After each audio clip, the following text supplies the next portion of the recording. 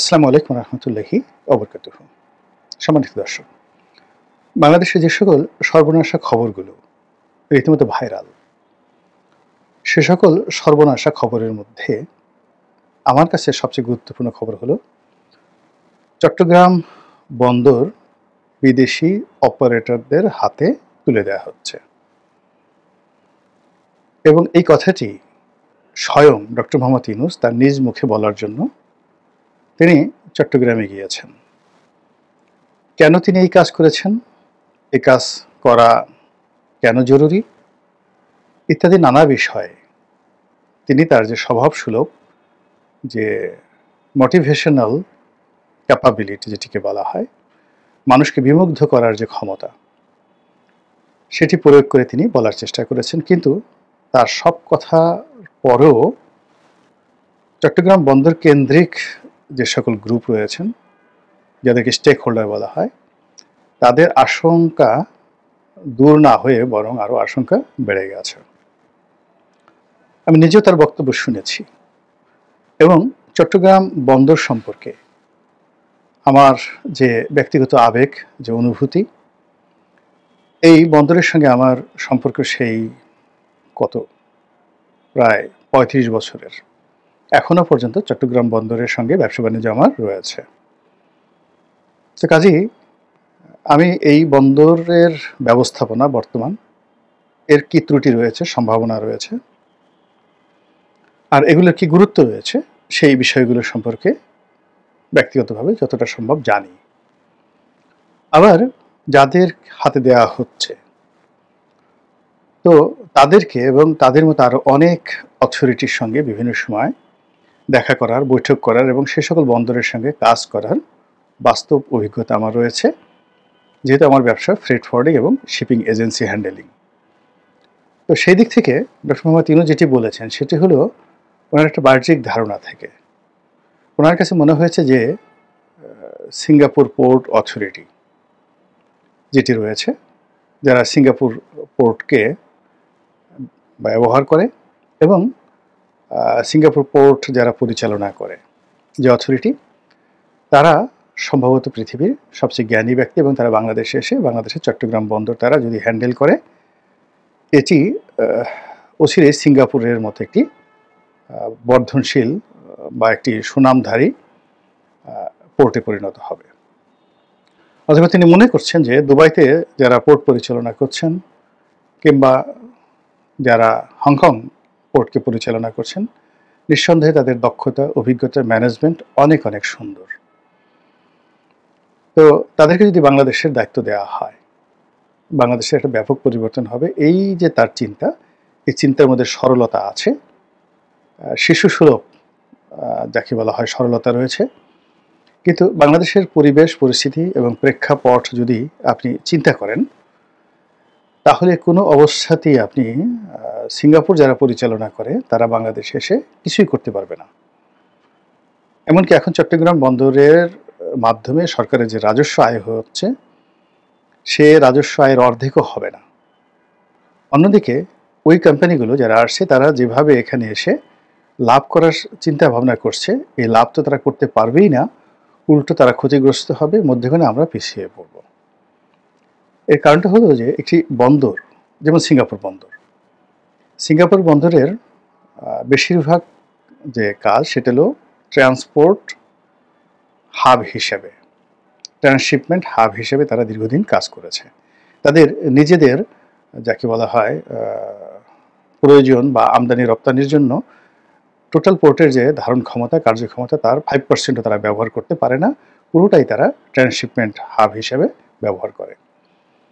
তো সেখানে সব কিছু যত সিস্টেমেটিক, থার্ড পার্টি কন্টেনার যেভাবে হ্যান্ডেল করে, যেভাবে মানে কন্টেনার হ্যান্ডেল করে, যেভাবে জাহাজ হ্যান্ডেল করে, যেভাবে প্যানেল রেন্ট হ্যান্ডেল করে, ওটি চট্টগ্রাম বন্দরে সম্ভব নয়।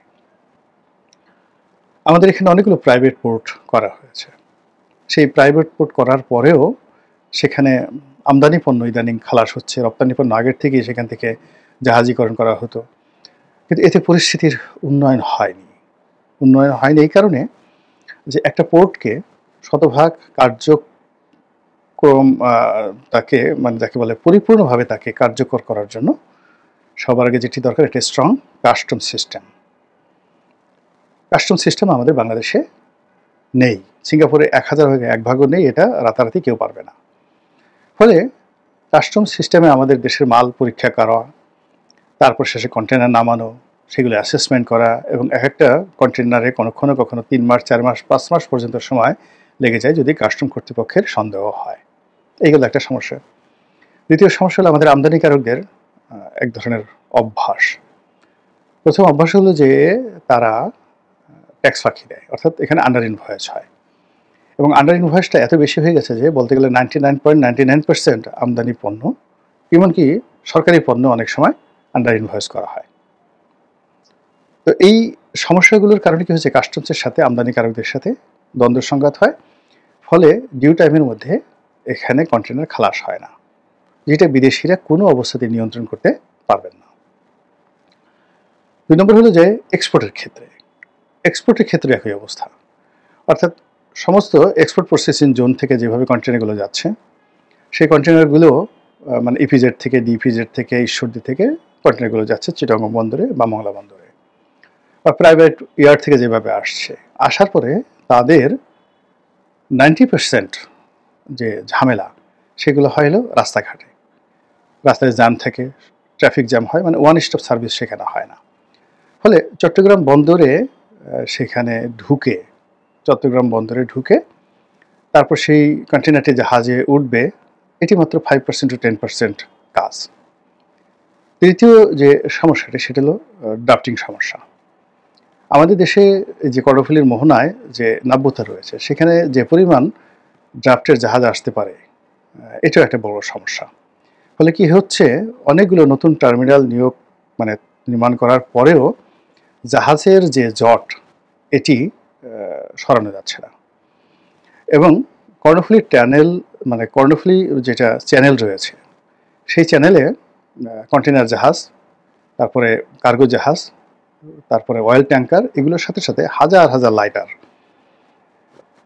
সেগুলো চলাচল করে, এবং একই সঙ্গে এখান দিয়ে দেশীয় যে সকল যানবাহন রয়েছে সেগুলো চলাচল করে।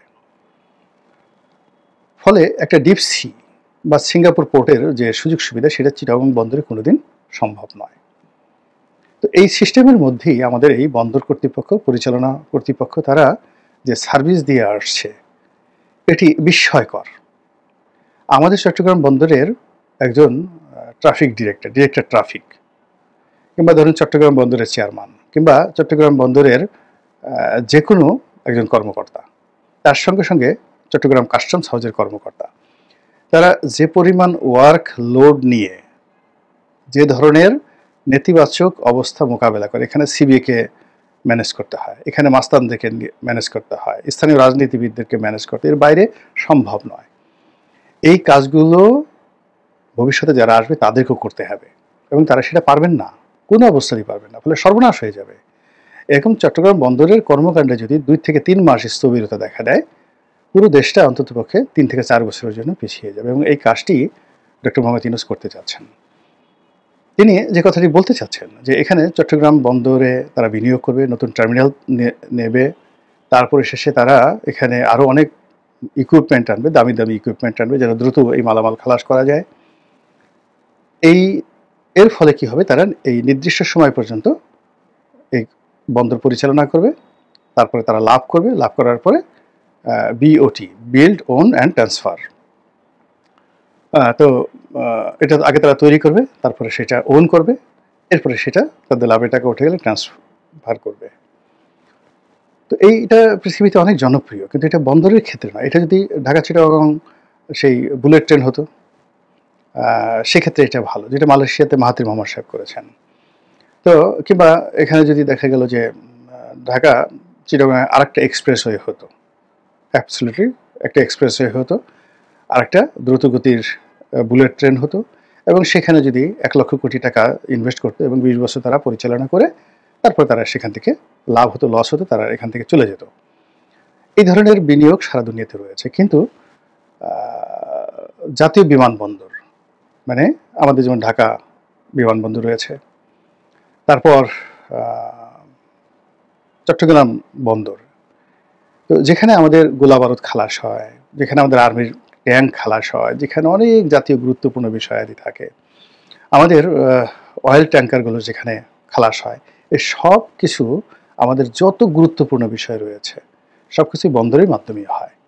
তো সেই জিনিসটি আমরা পরিপূর্ণভাবে বিদেশিদের হাতে তুলে দেয়া যতটা ঝুঁকিপূর্ণ তার চেয়ে কম ঝুঁকিপূর্ণ মূলত বাংলাদেশ ব্র্যান্ডটিকে বিদেশিদের হাতে তুলে দেওয়া, বন্দরের চাইতেও। এখন এই কাজটি ডক্টর মোহাম্মদ ইউনূস করতে চাচ্ছেন এবং তিনি এই কাজটি করার জন্য যে কথাগুলো বলছেন যে চট্টগ্রাম বন্দর হলো আমাদের হার্ট চিকিৎসা করার জন্য, আমাদের হৃদয় চিকিৎসা করার জন্য যদি রোগাক্রান্ত হয় তাহলে আমরা এই হৃদয় খুলে দেই বিদেশি ডাক্তারদের হাতে। তারা বুক ফেটে, বুক চিড়ে, কেটে কুটে তারপরে ভিতরে ময়লা পরিষ্কার করে তারপরে শেষে আমাদেরকে হার্ট ঠিক করে দেয়। তা আমরা যদি আমাদের সেই হৃদয় অপারেশনের জন্য বিদেশে যেতে পারি, তাহলে আমাদের এই বন্দর ঠিক করার জন্য কেন আমরা বিদেশে যেতে পারবো না?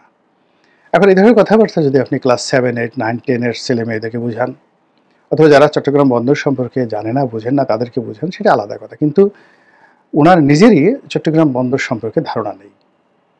উনি লুৎফে সিদ্দিকীকে নামক ওনার যে উপদেষ্টা, তাকে দায়িত্ব দিয়েছেন, কোনো ধারণা নেই অপারেশন সম্পর্কে। একটা ইম্পোর্ট কার্গো কি করে অ্যাসেসমেন্ট হয়, কয়দিন লাগে, জাহাজ থেকে কিভাবে নামে, একটা কন্টেনার নামাতে গিয়ে তাকে কয় টাকা ঘুষ দিতে হয়, এবং সেই ঘুষ ভবিষ্যতে দিতে হবে না এর নিশ্চয়তা কি, এবং কেন ঘুষ দেয়, এই জিনিসগুলো আগে বুঝতে হবে। তারপর শেষে এখানে আরেকজন তরুণ যাকে বিডার চেয়ারম্যান করা হয়েছে, শাহ আশিক চৌধুরী, তাকেও দায়িত্ব দেওয়া হয়েছে।